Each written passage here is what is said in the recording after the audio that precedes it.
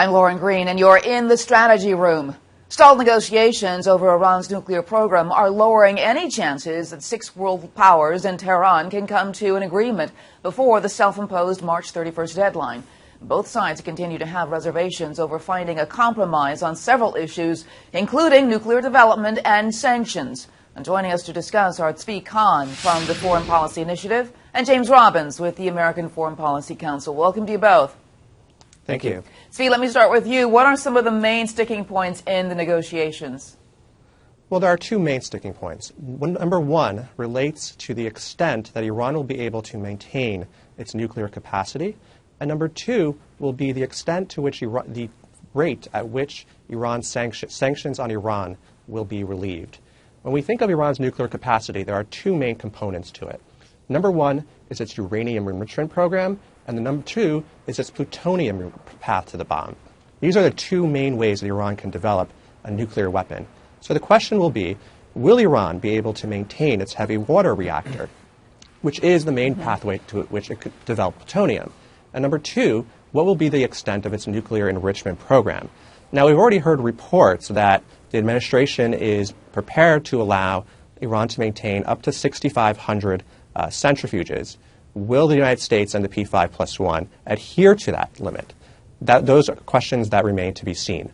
With respect to sanctions, Iran is demanding that sanctions be lifted immediately upon any deal. Now, quite understandably, the P5+1 is quite hesitant to allow such a thing.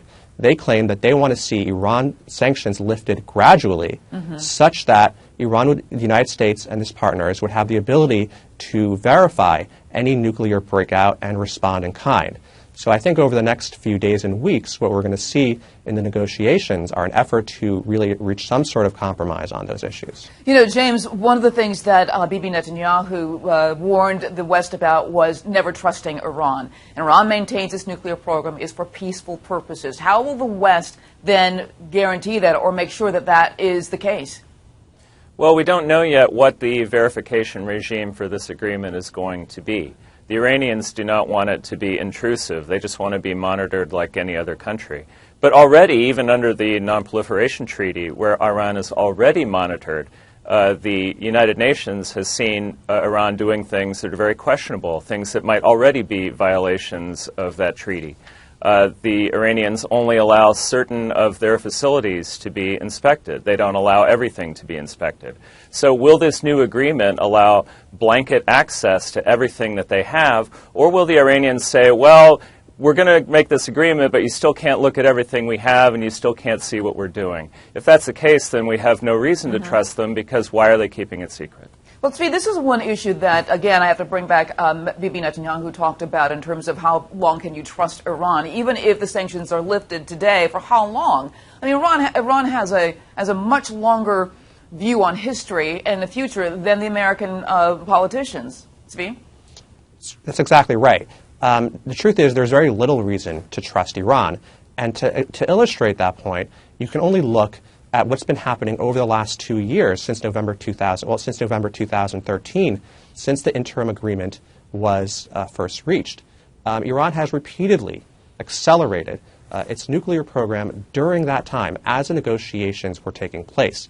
In certain cases, even violating the interim agreement, and other cases kind of using loopholes or omissions within the agreement in order to advance its program. So, for example, it's acquired parts for the Iraq heavy water reactor, which is used to develop plutonium for a nuclear bomb. It's pursued the weaponization of its nuclear program and denied access to inspectors to its weaponization its facilities. It's refused to answer questions about the past military dimensions of its nuclear program, also known as PMD. And if this record is indicative of Iran's intentions, as I think it is, then there's very little reason to assume automatically that we can trust it in the future. Well, I want to bring up, James, the idea of sanctions, because that's one of the things that's being negotiated. Will sanctions be lifted, and on what specifically? And what have sanctions done to Iran? I mean, has it really hurt the country or not? Well, sanctions have hurt Iran. They have have suppressed their economic growth, made life more difficult for at least the average Iranian. I don't know if that hurts the leadership any. We found during the Soviet period that sanctions tended to hurt everyday people more than the leadership. I think that if the agreement is that the sanctions are lifted immediately, that would be a great mistake. Now, the White House is saying that that's not what they want. But on the other hand, the White House is also saying that they don't want new sanctions. They don't want more sanctions to try to force a better agreement on this. So I think that the Iranians sense that they have a pretty strong hand in trying to get these things lifted immediately. And that would be a big mistake because then their economy would be able to rebound. They would have a lot more money to funnel into the other things that they're doing that we don't like support for terrorism and developing ballistic missiles. Yeah. I want to get your predictions on whether or not there could be a deal. Tzvi, predictions, chances of a deal either by the end of the month or just in general? I don't know. I can't make a prediction. But what I would say is this.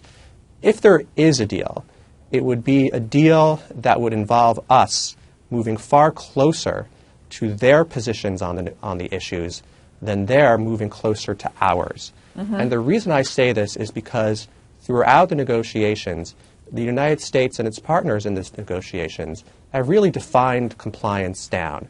Let's recall that as early as 2 years ago, the United States' position on these negotiations was that Iran would not be allowed, would have no right to enrich uranium.